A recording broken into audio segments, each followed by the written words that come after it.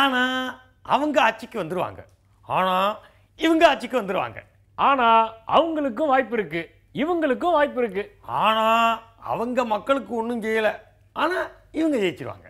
ஆனா அவங்களும் இவங்களும் கூட்டு சேர்ந்ததால அவங்க ஆட்சி தான் வரும். ஆனா இங்க அவங்களும் அங்க இவங்களும் ஜெயிச்சு போகும்போது இவங்க ஆட்சிக்கு வர விடாம அவங்க தடுப்பாங்க. ஆனா அவங்க ஆட்சிக்கு வந்துட்டா இவங்க கவுத்து விட்டுருவாங்க. ஆனா இவங்களால ஆட்சி அமைக்க முடியலன்னா அவங்க கூட்டணி ஆட்சி அமைப்பாங்க.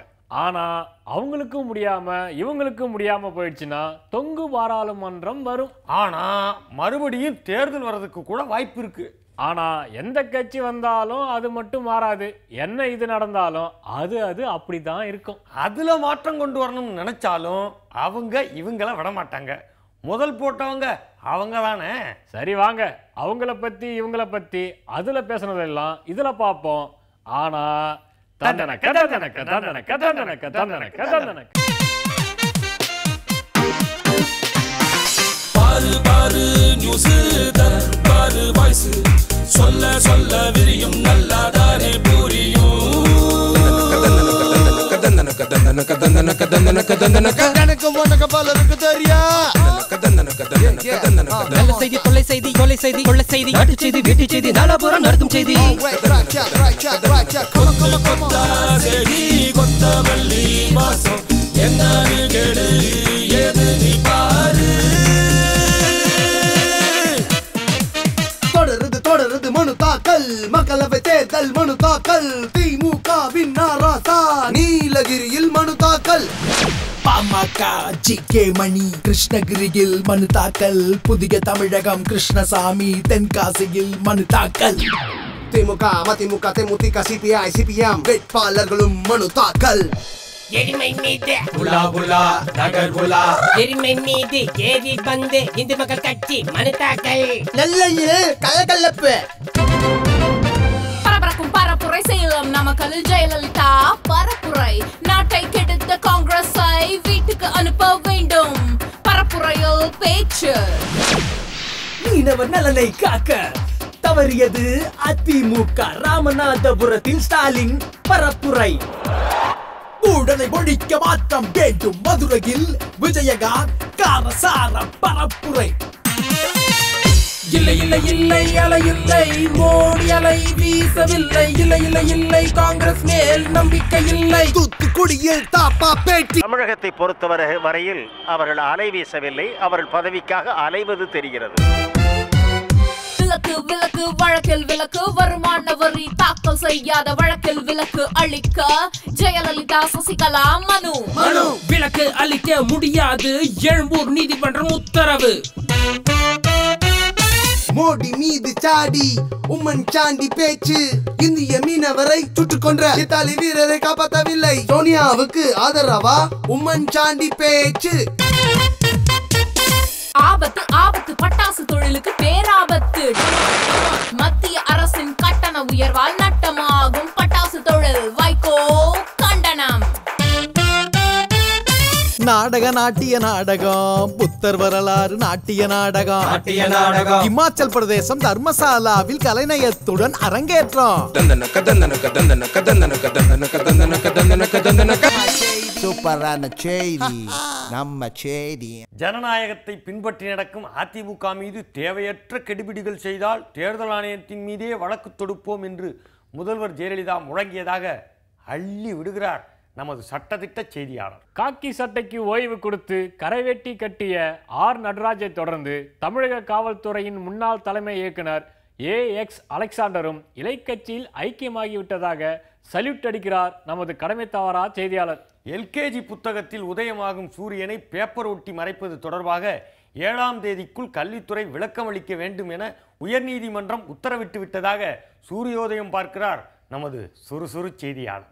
தந்தை ஷாஜகானை சிறை வைத்து அவரது மகன் அவுரங்கசீப் ஆட்சியை பிடித்தார். அதுபோல திமுக தலைவர் கருணாநிதியை சிறை வைத்து அவரது பதவியை பிடிக்க சிலர் முயற்சி செய்கிறார்கள் என்று மு.க. அழகிரி வரலாறு சொல்லியதாக மனப்பாடம் செய்கிறார் நமது வம்பு தும்பு செய்தியாளர். விடுதலை சிறுத்தைகளுக்கு நட்சத்திரம் சின்னம் வழங்காவிட்டாலும் போட்டி போடும் சிதம்பரம், திருவள்ளூர் இரு தொகுதியிலும் பொது சின்னமாவது வழங்க வேண்டும் என்று தேர்தல் ஆணையத்திற்கு உயர்நீதிமன்றம் உத்தரவிட்டுள்ளதாக பட்டனை தட்டுகிறார் நமது பரப்புரை செய்தியாளர். நள்ளிரவில் நடுசாமத்தில் வீடு வீடாக சென்று பிரச்சாரம் செய்ய தேர்தல் ஆணையம் அனுமதி அளித்தால் தப்பு தண்டா நடக்க வாய்ப்பாக அமைந்துவிடும் என்று இந்திய கம்யூனிஸ்ட் கட்சியின் தாழ்பால் போட்டுள்ளதாக டார்ச் லைட் அடிக்கிறார் நமது 24 மணி நேர செய்தியாளர். இந்திய ராணுவத்தின் ஃபீல்டு மார்ஷல் மானெக்ஷாவின் 100வது பிறந்த நாளை முன்னிட்டு உதகை வெலிங்டன் வாயிலில் அவரது முழு உருவச்சிலை திறக்கப்பட்டு மாரத்தான் ஓட்டப்பந்தயம் நடைபெற்றதாக வீர வணக்கம் செலுத்துகிறார் நமது வீரதீர செய்தியாளர். ஊபி நொய்டா பகுதியின் கௌதம புத்தா தொகுதி காங்கிரஸ் வேட்பாளர் ரமேஷ் தோமர் தேர்தலுக்கு முன்பாகவே பாஜக பக்கம் சாய்ந்து விட்டதாக கரைவேட்டியை மாற்றுகிறார் நமது பசையுள்ள செய்தியாளர். அசாம் மாநிலத்தில் தூசு தட்டப்பட்ட வாக்குப்பதிவு இயந்திரத்தில் எந்த பொத்தானை தட்டினாலும் தாமரை சின்னம் பதிவானதால் அதிர்ச்சியான அதிகாரிகள் இயந்திரங்களை மூட்டை கட்டி பழுது நீக்க அனுப்பி வைத்து விட்டதாக ஓட்டை உடசலை போட்டு உடைக்கிறார் நமது ஆன்லைன் செய்தியாளர். குஜராத் மாநிலம் வதேதாராவில் மோடியின் போஸ்டரை ஏணி போட்டு கிழித்த காங்கிரஸ் வேட்பாளர் மிஸ்திரி கையும் களவுமாக தொண்டர்கள் புடைசூழ மாட்டிக்கொண்டதாக பரப்புரை செய்திகளை பறக்க விடுகிறார் நமது பரபரப்பு செய்தியாளர் என்று கூறிக்கொண்டு நாங்களும் அடுத்த செய்தியை பார்க்க விடுகிறோம். மாற்றத்தை கொண்டு வர போறேன்னு புதுசா ஒரு கரையை சேர்த்துக்கிட்டு கட்சியை ஆரம்பிச்சதுல நடையா நடந்துகிட்டு இருக்காரு மனுஷன். அந்த கட்சியோட கூட்டு, இந்த கட்சியோட கூட்டு, புது கட்சியோட கூட்டுன்னு அடுத்தடுத்து வச்ச கூட்டு தான் இவருக்கும் வேட்டு வச்சது. இப்போ என்ன நிலைமையோ வாங்க பார்ப்போம். உணர்ச்சி வசப்பட்டு உருமுறதா இருந்தாலும் சரி, கண் கலங்கி கண்ணீர் சிந்துறதா இருந்தாலும் சரி, தமிழ்நாட்டு அரசியல்ல நம்ம வைகோவை மிஞ்ச ஆளே கிடையாது. அதிரடிகளுக்கு பேர் போன நம்ம விஜயகாந்தை நெகிழ்ச்சி வைகோ சந்திச்சிருக்கிறது உணர்ச்சி நிமித்தமான சந்திப்புன்னு சொல்லலாம். போடுங்கம்மா ஓட்டு பம்பரத்தை பார்த்துன்னு வைகோவுக்கு ஆதரவா வாக்கு சேகரிக்க விருதுநகர் போன விஜயகாந்த் கலிங்கப்பட்டியில உள்ள வைகோ வீட்டுக்கு போனாரு. தக கோடை வெயில்ல வைகோவும் விஜயகாந்தும் சந்திச்சு பாசமழை பொழிஞ்சு தோசை வடை 2 வகை சட்னி கூடவே அல்வாவும் சாப்பிட்டு அரசியல் வட்டாரத்தையே இப்ப குளுகுளுன்னு ஆக்கியிருக்காங்க. வைகோ வீட்டு விசிட் முடிஞ்சதும் அவரை ஆதரிச்சு பரப்புரையும் பண்ணியிருக்காரு விஜயகாந்த். வேட்பாளர் பேர் என்ன? வைகோக்கு எந்த சின்னத்தில் வாக்களிக்கணும்? உங்களுடைய பாரத பிரதமர் பெயர் என்ன? நரேந்திர மோடி அவர்களுக்கு நீங்க இங்க வாக்களிச்சீங்கன்னா அவர் ஜெயிச்சமார். வழக்கமா விஜயகாந்த் பேச்சுல கோபம் இருக்கும், குழப்பம் இருக்கும். ஆனா இந்த பேச்சுல தர்பூசணியை டன் கணக்கா அடுக்கி வச்ச மாதிரி அப்படி ஒரு குளிர்ச்சி. நான் நாடாளுமன்றத்துக்கு போறேனோ இல்லையோ, கண்டிப்பா வைகோ நாடாளுமன்றத்துக்கு போகணும், அவர்தான் தமிழர்களுக்காக குரல் கொடுப்பாருன்னு 5 ரூபாய் ஐஸ் இல்லைங்க, இமயமலை ஐசையே வைகோ தலையில வச்சாரு விஜயகாந்த். அது மட்டும் இல்லாம வைகோ பெரிய பேச்சாளர், அவருக்கு முன்னால எனக்கு பேச்சே வரலைன்னு சைசா ஜகா வாங்கி இருக்காரு. இப்படி வைகோவே வாய் விட்டு சிரிக்கிற அளவுக்கு இது சந்தோஷமான நிகழ்ச்சியா அமைஞ்சது. ஆனா 2 நாளைக்கு முன்னால இதே வைகோ ஆத்திரத்துல ஆங்கிரி பேர்ட் ஆகி இருக்காரு. விருதுநகர்ல இருந்து அருப்புக்கோட்டை போற சாலையில தொண்டர்களோடு போனாரு வைகோ. அப்போ தேர்தல் கமிஷனோட பறக்கும் படை சோதனை நடந்தது. அப்போ காவல்துறையை சேர்ந்த ஒருத்தர் மதிமுக தொண்டர்களை மரியாதை இல்லாமல் பேசினாராம். பொசுக்குன்னு கோபம் வந்து பொங்க ஆரம்பிச்சிட்டாரு வைகோ.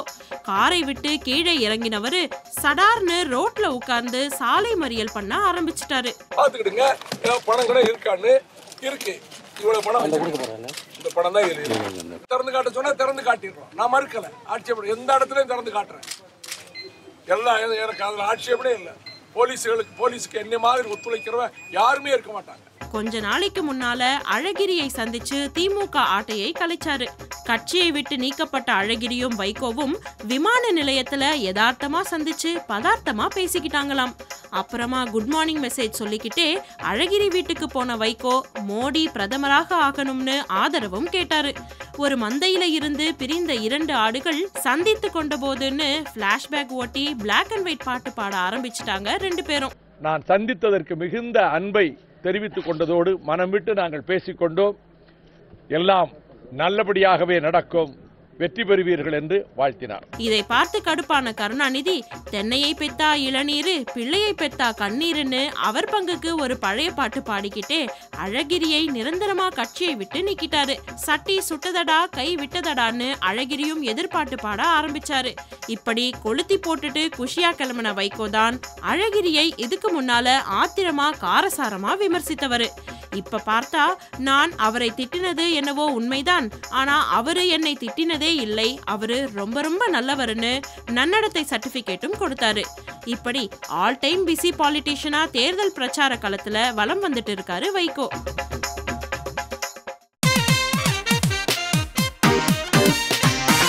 மின்வெட்டு பிரச்சனையா? அவங்க இவங்கள பார்த்து கையை நீட்ட, இவங்க அவங்கள பார்த்து காலை நீட்ட. குடிநீர் பிரச்சனையா? இந்த பக்கத்துல இருந்து அந்த பக்கம் பாய, அந்த பக்கத்துல இருந்து இந்த பக்கம் பாய. இலங்கை தமிழர் பிரச்சனையா? இங்கிட்டு இருந்து அங்கிட்டு பாய, அங்கிட்டு இருந்து இங்கிட்டு பாய. தமிழக மீனவர் பிரச்சனையா? முல்லை பெரியாறு விவகாரமா? காவிரி நதி பிரச்சனையா? எல்லாத்துக்கும் ஒருத்தர் குறை சொல்லியே காலத்தை ஓட்டிடுறாங்க. காலம் போற போக்கில் நாமளும் அவங்களோட சேர்ந்து நடையா நடந்து அவங்க பேச்சையும் கேட்க வேண்டியது இருக்கு. அவங்க பண்ற பகுமானத்தை எல்லாம் ஒரு 8 பார்த்துட்டு வந்துருவோம் வாங்க. பகுமானமா பந்த கலையமா பரப்பி விட்டா வெத்து கலையமா.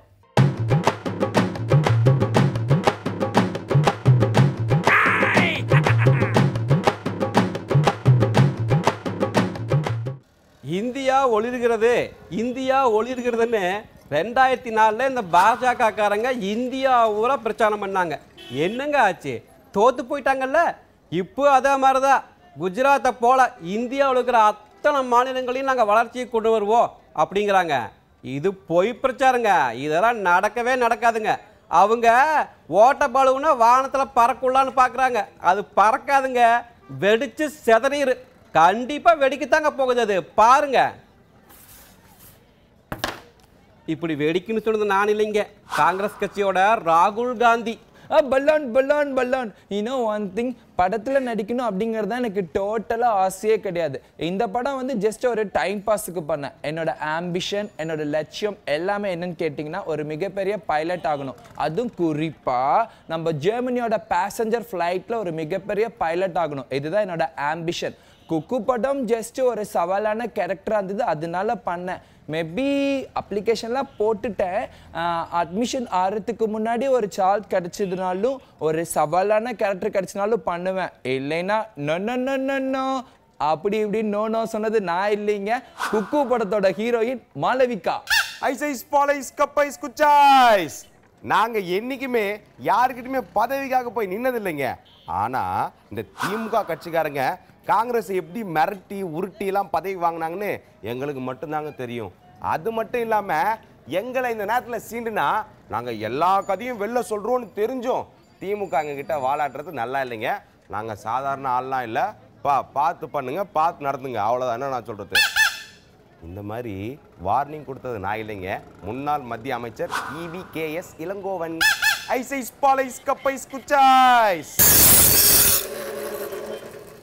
இந்தியாவுக்கு எதிராக பாகிஸ்தானுக்கு ஆதரவா நம்ம இந்தியாவில் இருக்கிறது 3 ஏக்கேங்க. அது 3 பிரச்சனை தான். மொதல் ஏகே நம்பர் 1 எதுன்னு கேட்டிங்கன்னா இந்த AK-47 இருக்குல்ல, கிச்சு கிச்சு கிச்சு கிச்சு கிச்சுன்னு துப்பாக்கி அதுங்க.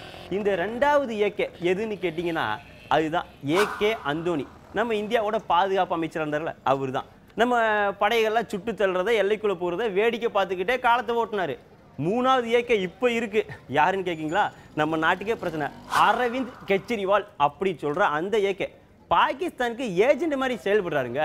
இந்த 3 ஏகவுமே நம்ம நாட்டுக்கு பெரிய கேடுங்க. ஏதோ தெரிஞ்சு சொல்லிட்டேன். அன்னைச்சி AK-47 பொறிஞ்சு தள்ளினது நான் இல்லைங்க. பாரதிய ஜனதா பிரதமர் வேட்பாளர் நரேந்திர மோடி இருக்காங்களா, அவங்க தான். பல்லான் சும்மா பேசிட்டே இருக்க கூடாதுங்க. என் மேல இருக்க குற்றங்கள் நிரூபிக்கப்பட்டால் இப்பயே நான் என்னோட கேப்டன் பதவியை ராஜினாமா பண்றேங்க. கேப்டன் பதவி ஒன்றும் எனக்கு முக்கியம் கிடையாது அப்படின்னு சொன்னது நான் இல்லைங்க, நம்ம மகேந்திர சிங் தோனி, இந்திய அணியோட கேப்டன். தேர்தலில் போட்டி போட பணம் இருக்கா? சாதி சனத்தோட ஆதரவு இருக்கா? எதிர்கட்சிகளோட மல்லு கட்ட தைரியம் இருக்கா? வழக்குல சிக்காம தப்பிக்க நேக்கு போக்கு தெரியுமா? இப்படி ஏகப்பட்ட தகுதியில பார்த்து சீட்டு கொடுக்குறாங்க. ஆனா பாருங்க, பெண் வேட்பாளர் போட்டி போட்டு பிரச்சாரம் செஞ்சு ஜெயிச்சு போறதே பெரும்பாடா போச்சு. இதுல பிரச்சாரத்துக்கு போற இடத்துல வேற வம்பு தும்பு வந்துருது. அதான் இப்படி உத்தரவு போட்டிருக்காங்களாம்.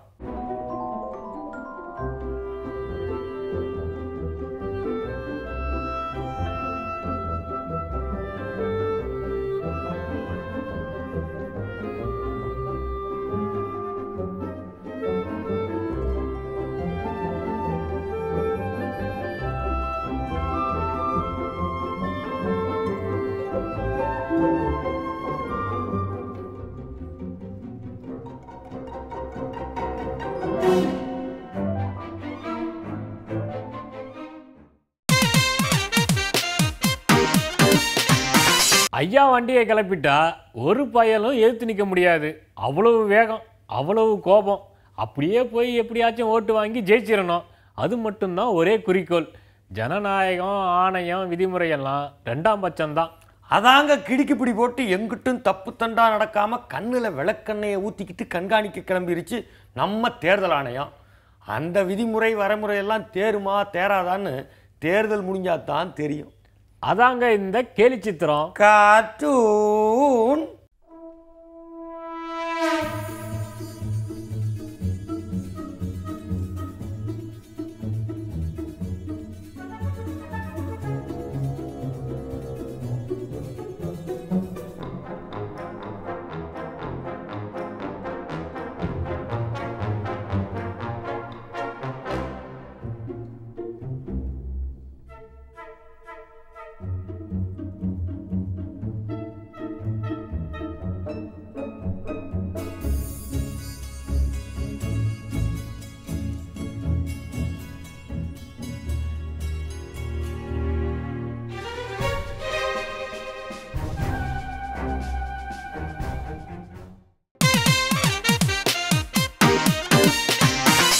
ஊருக்கு ஊர் திருவிழா வரும்ல, அது மாதிரி இப்போ நாட்டுக்கு திருவிழா வந்துருச்சு.